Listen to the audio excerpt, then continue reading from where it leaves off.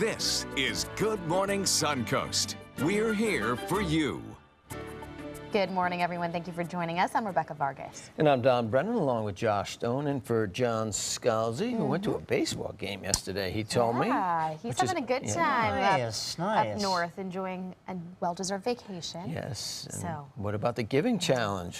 Record-breaking, which is incredible. I think year after year, it just, I guess, surprises me. Maybe not surprises me, just how philanthropic our area is and how giving and just grateful to be a part of a community like this. So they more than doubled? No, they nearly doubled. Nearly doubled, I mean, but still, that's incredible. They keep breaking records every year, so it's awesome.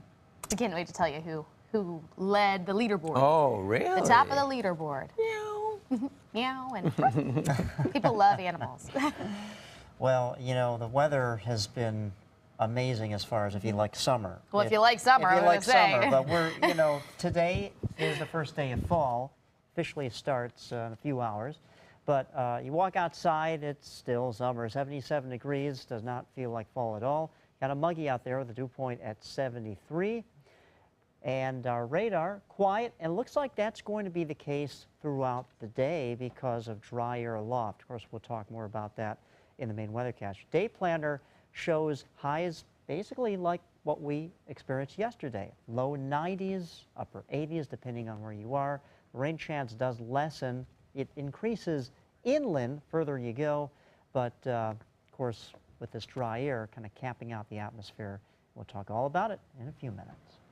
All right, thank you, Josh. Taking a look at Suncoast roadways right now. Everything's moving along. Manatee County, no issues or delays.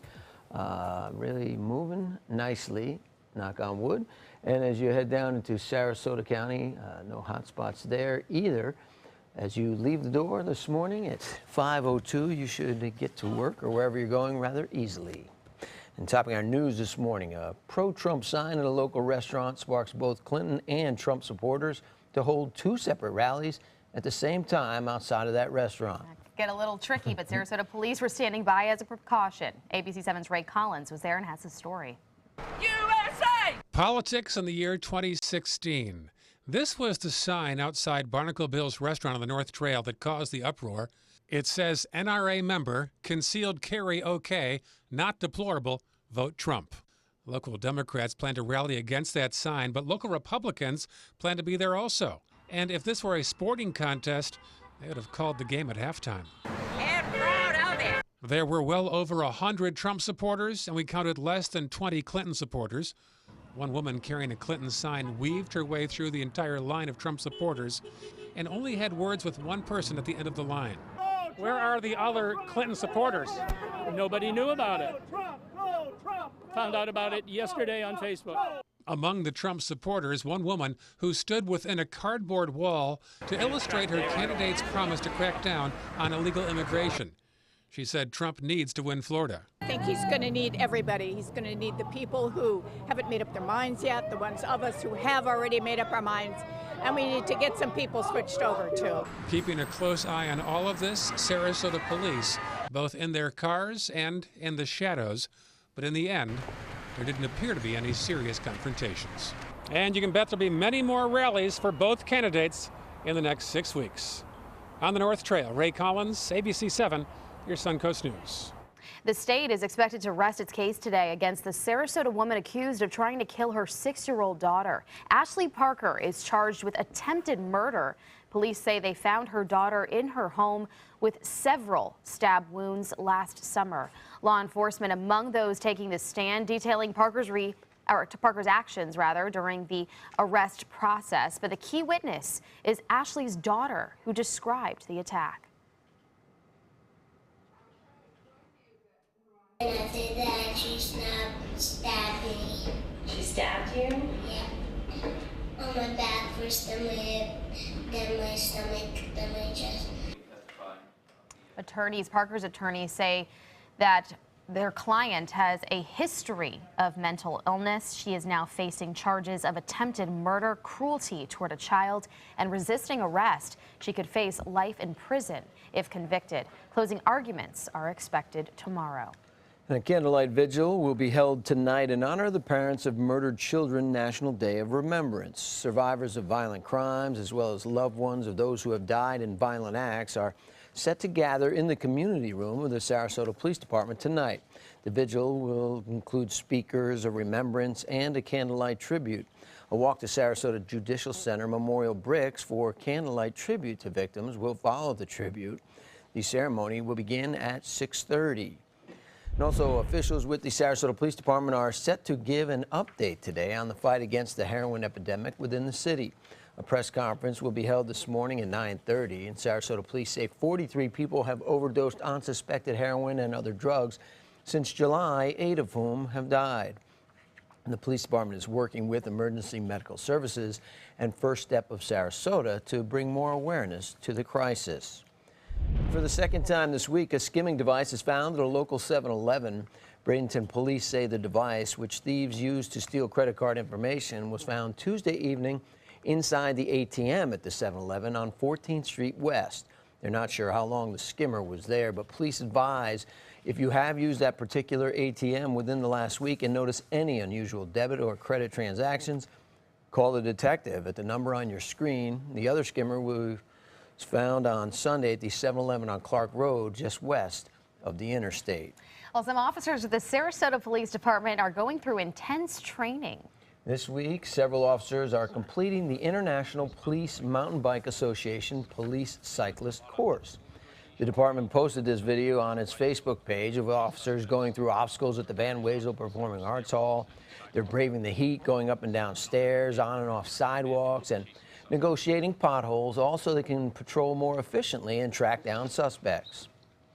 Some of the officers are full-time foot/bicycle patrol officers on MLK and Main Street and St. Armand Circle. They're the officers that you'll see most often on the bicycle.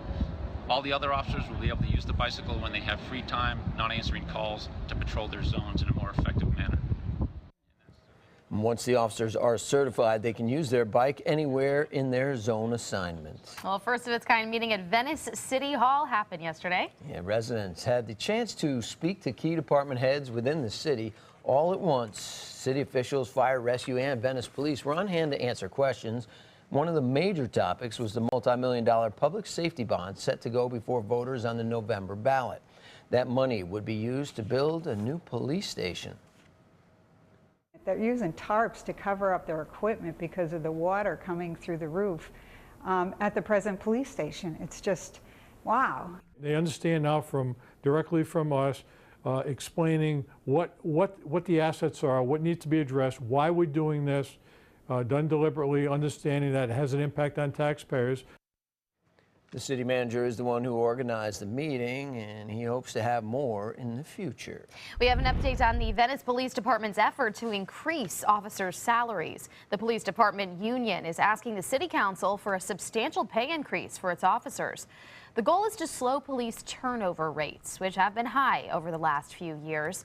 And while the pay for beginning officers and experienced officers is on par with other agencies, the mid-level pay has been lacking.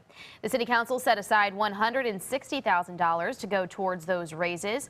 Now, the police union would like the raises to take effect right away, while the city council wants them to be spread out over time. Negotiations are continuing.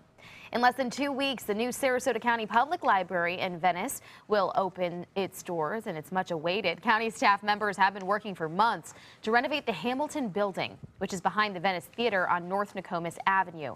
When it opens on October 4th, it will have a large collection of books, DVDs, magazines, and newspapers. There will also be a children's area and computers. The temporary library location at the Venice Community Center will close next Tuesday, September 27th, but there will still be a book return there. The Bradenton City Council has approved the city's new budget. In a unanimous vote yesterday, the county passed the $115 million budget during a final public hearing. The millage rate will remain the same as last year, staying at 5.8. Much of the budget will focus on improvements to public safety, including new radios, fire trucks, and part-time jobs at the police department. Meanwhile, the Manatee County School District is working on ways to make up lost school days due to Hermine. According to the Bradenton Herald, the district says shortening Thanksgiving break will not be necessary, but other changes will be made to the calendar.